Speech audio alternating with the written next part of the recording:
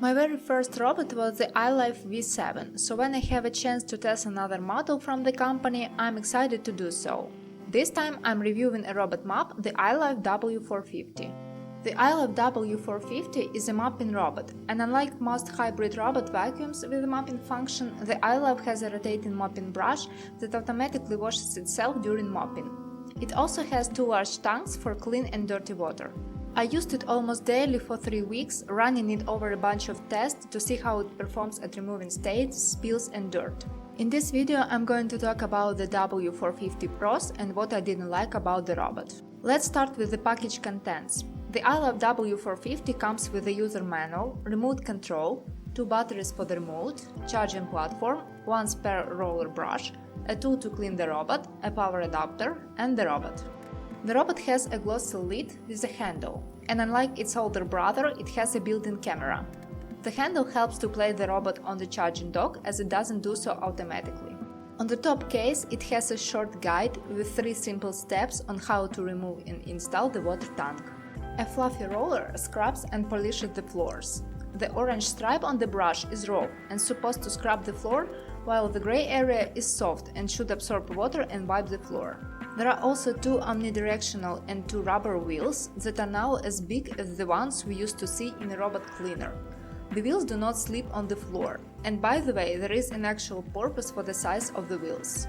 Since the robot does not have restricted areas that would keep it off carpets, ILIFE reduced cleaning ability, so the W450 does not go over carpets. But the downside is the robot not being able to cross door thresholds. As you can see in the video, it doesn't cross the thresholds in my place too, so I have to use the handle and place it in the other room. This is a dedicated mopping robot. It doesn't vacuum your floors, it only mops, so you still need to vacuum the floors first. A built-in camera helps the robot to navigate around without missing areas. It creates a map of the cleaning area but doesn't save it, so when you start the robot, it has to build a new map again. As always, I tested its navigation and must say it is not as accurate compared to LiDAR, but coverage is close to 100%, although the robot skipped a small spot. The robot moves in a purposeful back and forth pattern. It is also pretty accurate with objects. I have seen more expensive models that tend to bump into things harder.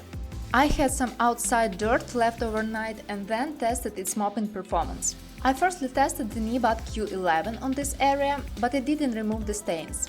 The ILIFE picked it up and did a great job. Another con I noticed is corner cleaning. It leaves a 5 cm area near walls and corners untouched, since the roller brush can't reach there. So you still need to wipe those areas manually once in a while.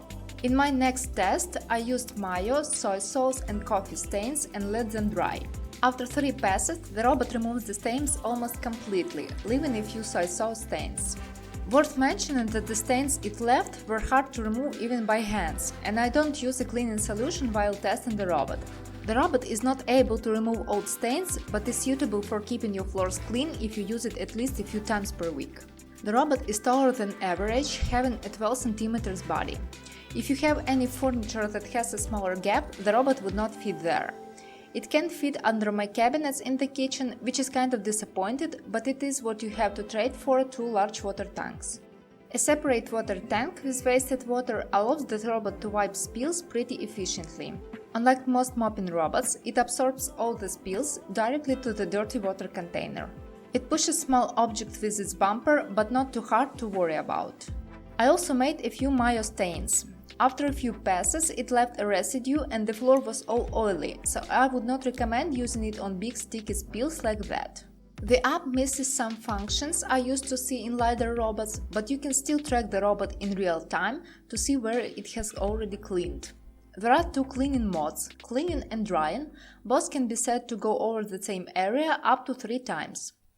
The cleaning mode mops the floor, while the drying mode shuts off water, letting the robot dry out the floors. You cannot schedule the robot to work in a specific room, mostly because to start it you'd need to lift it off the charging dock. A zoned cleaning is basically a customizable spot cleaning. You place the robot next to the area it needs to clean and set zoned cleaning, drawing in a rectangle smaller or bigger depending on the area size. Besides that, there is a remote control feature and a cleaning history with map reports created during the cleaning. It allows you to adjust water usage, moving speed and brush speed. A cool feature of the robot is customizable speed. I believe when the robot moves slower it cleans better, but I normally run it at 100% speed. I have never seen such features in other robots.